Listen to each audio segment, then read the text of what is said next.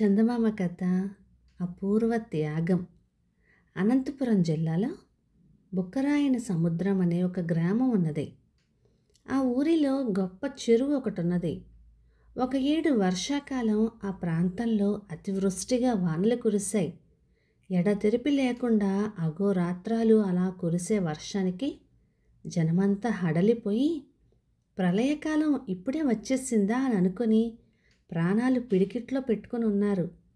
ఆ వర్షానికి గ్రామంలోని చెరువు నిండిపోయి గట్టుకి ఎగదాసింది. ఈ పరిస్థితి చూసి గ్రామస్తులు, అయ్యో దేవుడా, ఇంకేమున్నది, ఇంతవరకు వచ్చిన తర్వాత గండి వేయకుండా గట్టు నిలిచి ఉంటుందా?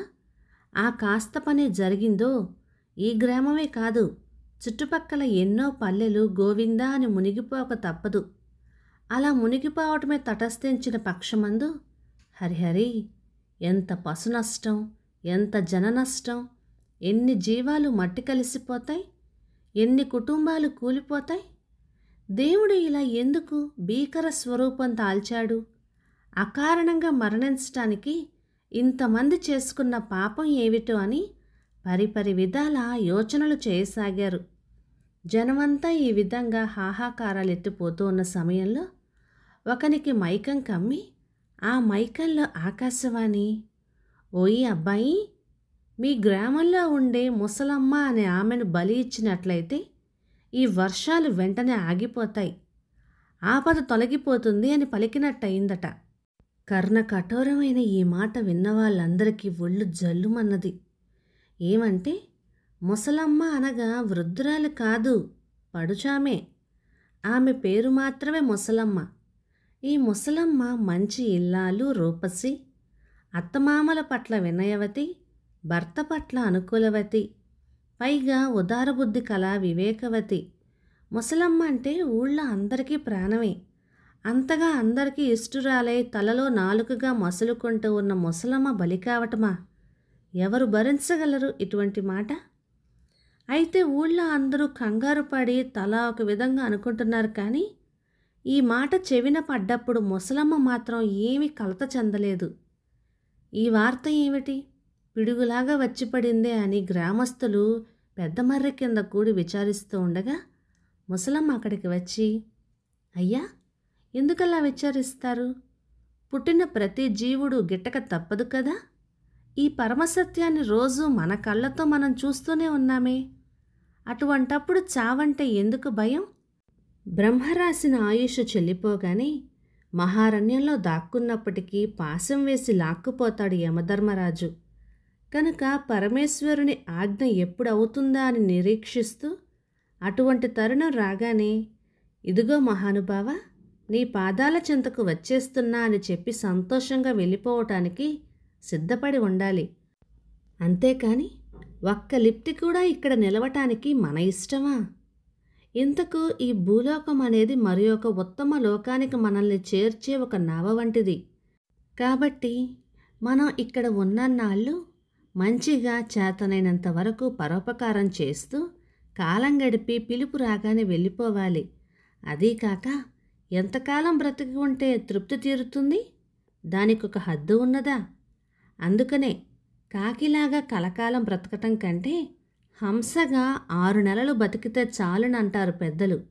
ఇప్పుడు ఆకాశవాణి నన్ను రమ్మంటున్నదంటే నేను తరించగల గొప్ప తరుణం వచ్చిందని సంతోషిస్తున్నాను. ఇంతమంది జనుల క్షేమం కోసం బలి కావటం కంటే భాగ్యం మరొకటి ఉంటుందా? ఈ అవకాశం నా పుణ్యం కొద్దీ కలిగింది, కానీ సామాన్యులకు లభిస్తుందా? ఇటువంటి మరణం కావాలంటే దొరికేదేనా? కనుక ఈ విషయంలో ఎవ్వరూ విచారింపకూడదు అంటూ చెప్పింది. నిబ్బరంగా, నిర్భయంగా, నిర్విచారంగా ఆ ముసలమ్మ చెప్పిన మాటలు విని పిన్నలు పెద్దలు నిర్ఘాంతపోయారు. ఈ వార్త క్రమంగా పాకిపోయి ఆమె అత్తమామలకు తెలియగానే వారు, తల్లి, నీవు కేవలము భూదేవతవు కానీ సామాన్యురాలివి కావు. నీవు లేకుండా నిమిషం కూడా మేం బతకలేము. కనుక నీవు పోవద్దు, మా అమ్మవు అంటూ ముసలమ్మను కౌగిలించుకొని ఏడవసాగారు.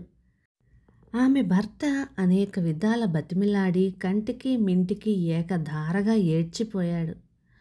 ఎవరేమి చెప్పినా ముసలమ్మ మనసు మారలేదు.